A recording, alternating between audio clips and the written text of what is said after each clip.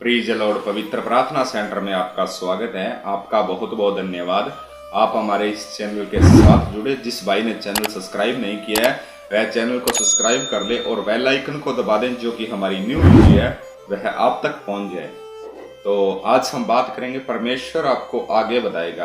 परमेश्वर आपको कैसे आगे बढ़ाएगा, इसी विषय में आज हम बात करेंगे।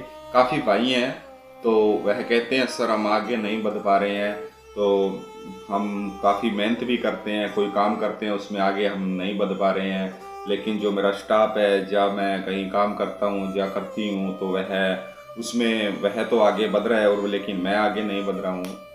और वह भी परमेश्वर में चलता है, मैं भी परमेश्वर में चलता हूँ, लेकिन फिर मैं आगे क्यों नहीं बढ़ पा रहा हूँ।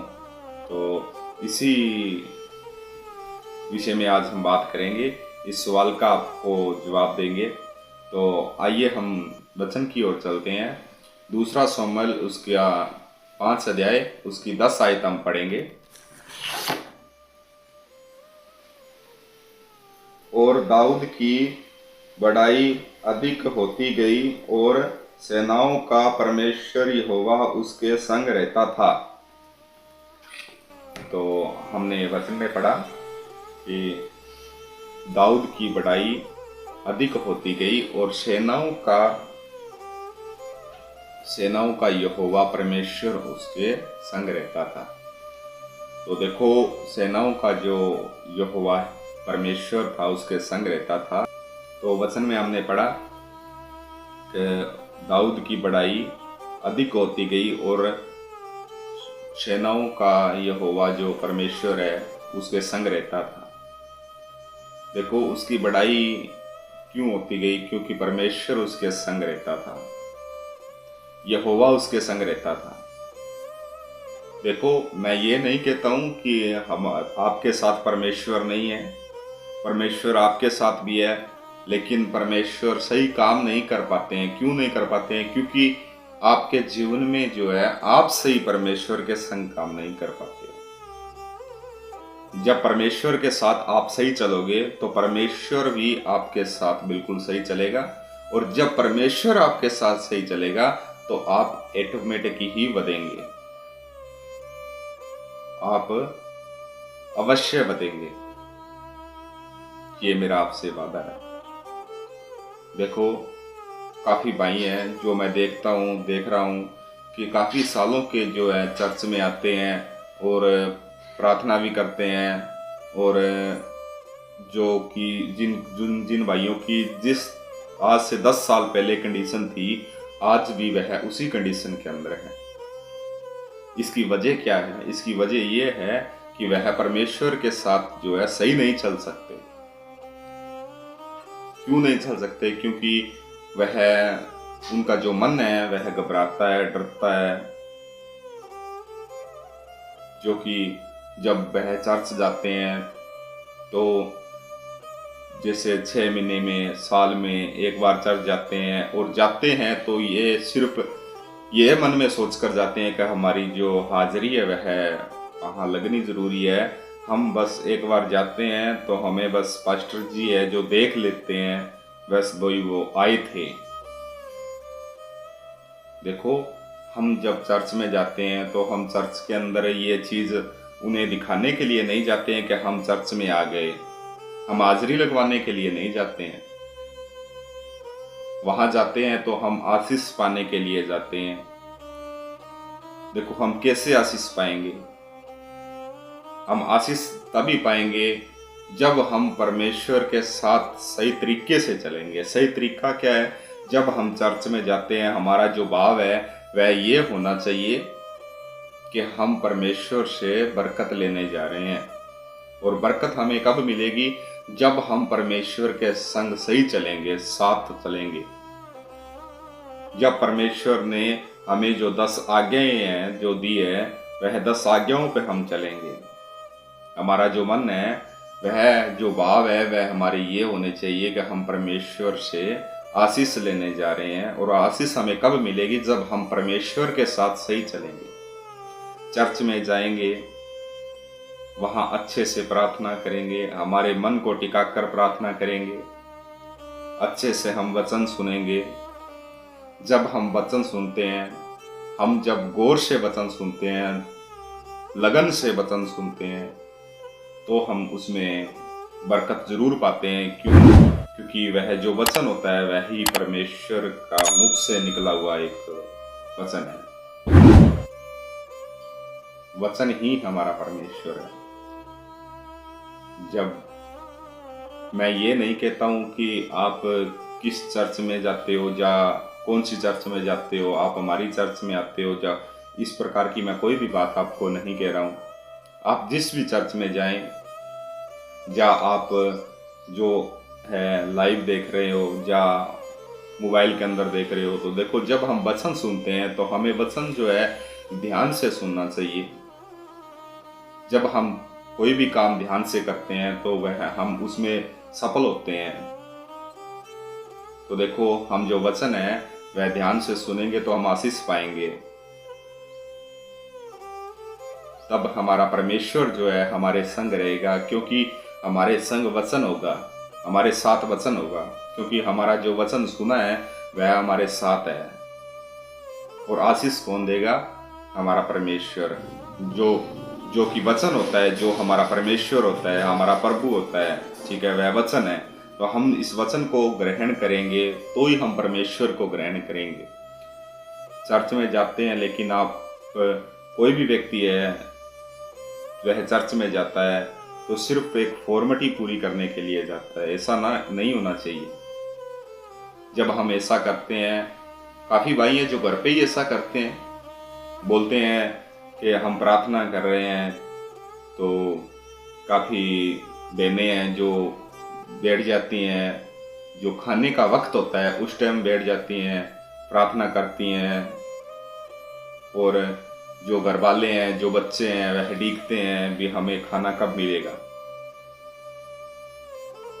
जब उनको बोलते हैं तो बोलते हैं कि हम एक बार प्रार्थना कर रहे हैं, आप थोड़ी देर वेट कीजिए, उसके बाद आपको खाना मिलेगा।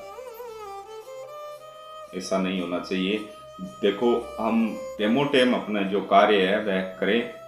मैं ये नहीं कहता हूँ आप कार्य ना करें। जो मेरे भाई हैं वह भी अपना कार्य है, जो सुबह काम पर जाते हैं और शाम को भी लेट आते हैं, तो वह अपना जो समय है उस समय को जो है उसी हिसाब से सेट करें कि जिस हिसाब से आप प्रार्थना भी कर सकें और काम पर भी जा सकें और काम भी कर सकें। देखो, जब हम प्रार्थना करते हैं तो हमारा जो मन है वह प्रार्थना की ओर लगना चाहिए। देखो, हम मैं जैसे आपको बात बता रहा था, जैसे कि बहनें खाने का वक्त होता है उस टाइम प्रार्थना करती हैं, तो क्या होता है कि बच्चे तो बाहर भूखे होते हैं, वह तो बोलेंगे, वह तो कहेंगे, बुजुर्ग है घर में, वो भी कहेंगे कि हमें खाना चाहिए। तो हमारे अंदर एक चिंता लगी रहती है कि हम जल्द से जल्द प्रार्थना करें और प्रार्थना कर कर हम जल्दी सी खाना बनाएं कि हम उन बच्चों को, उन बुजुर्गों को परोस सकें। हमारा मन कहाँ है? हमारा मन तो खाने के अंदर है। तो क्या हम परमेश्वर के साथ सही चल रहे हैं? नहीं। फ्री होकर, मैं ये नहीं कहता हूँ, काफ़ी लोग हैं, काफ़ी भाई हैं, काफ़ी चर्च के अंदर है जो ये कहा जाता है आप 2 घंटे प्रार्थना करो या 3 घंटे प्रार्थना करो। मैं ये नहीं कहता हूँ आपको कि आप 2 घंटे प्रार्थना करो। आपका जितना आपके पास वक्त होता है आप उतनी ही प्रार्थना करें। तो सच्चे मन से, सच्चे लगन से आप प्रार्थना करें तो आपकी जो प्रार्थना है वह परमेश्वर सुनेगा। बाकी तो हम सभी दिन परमेश्वर को याद रख सकते हैं। जब हम कोई भी कार्य करते हैं तो परमेश्वर को याद कर कर ही करते हैं। आप जब भी कोई कार्य करें तो परमेश्वर को याद कर कर करें। खाना बनाए तब, जब खाना खाए तब, काम पर जाए तब, परमेश्वर को याद, उसको धन्यवाद कर कर आप उसको ग्रहण करें कोई भी काम को, तो आपका वह काम सफल होगा और इसी वजह से आप आगे बढ़ोगे। क्यों? क्योंकि आपका परमेश्वर जो है आपके साथ होगा। आपका यहोवा है जो आपके साथ होगा। एक वचन है जो आपके साथ होगा। जो प्रार्थना आप करते हो सच्चे मन से वह आपके साथ होगी। तो एक यही कारण है कि हम आगे नहीं बढ़ पा रहे हैं। और काफी भाई हैं जो मैंने देखे हैं कि टेमो टेम प्रार्थना भी करते हैं, टेमो टेम चर्च में भी जाते हैं और वह घर के काम भी करते हैं, सब कुछ करते हैं, फिर भी वह कहते हैं कि हम तो बहुत खुश हैं। क्यों? क्योंकि वह उनका जो टाइम टेबल है उन्होंने एक फिक्स कर रखा है। तो आप भी अपना टाइम टेबल फिक्स करें और सभी कार्य हैं जो टाइम के अनुसार, वक्त जो है बहुत कीमती है, इस वक्त को आप अहमियत दें और इसी के अनुसार चलें।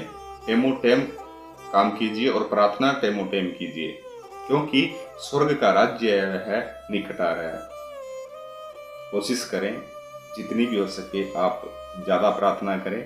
जब आपको फ्री टाइम हो तो आप बैठकर प्रार्थना कर सकते हैं, वरना तो आप काम करते करते ही प्रार्थना कर सकते हैं।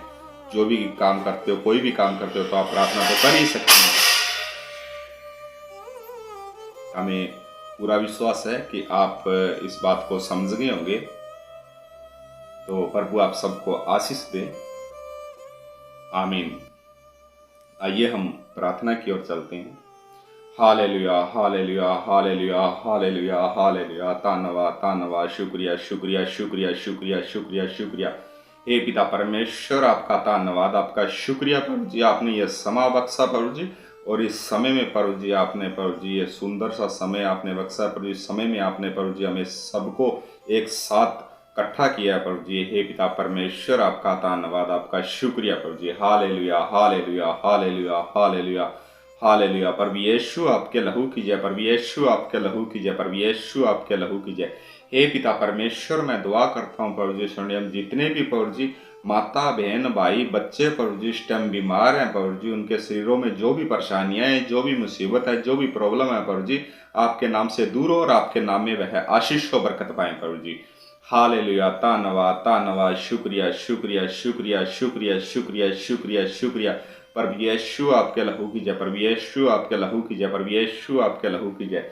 हे पिता परमेश्वर, मैं दुआ करता हूँ प्रभु जी, खास तौर पर प्रभु जी ईश्वर इंडिया के अंदर जितने भी प्रभु जी माता बहन भाई बच्चे बुजुर्ग प्रभु जी इस टाइम प्रभु जी कोई प्रभु जी कठिन सफर के अंदर जा रहे हैं प्रभु जी, जो कि यात्रा कर रहे हैं, हे पिता परमेश्वर आप उनकी रक्षा करना प्रभु जी। आप उन्हें कोई परेशानी कोई मुसीबत के अंदर मत पड़ने देना प्रभु जी। अगर है तो आपके नाम से वह मुसीबत दूर हो और आपके नाम में वह आशीष व बरकत पाए प्रभु जी।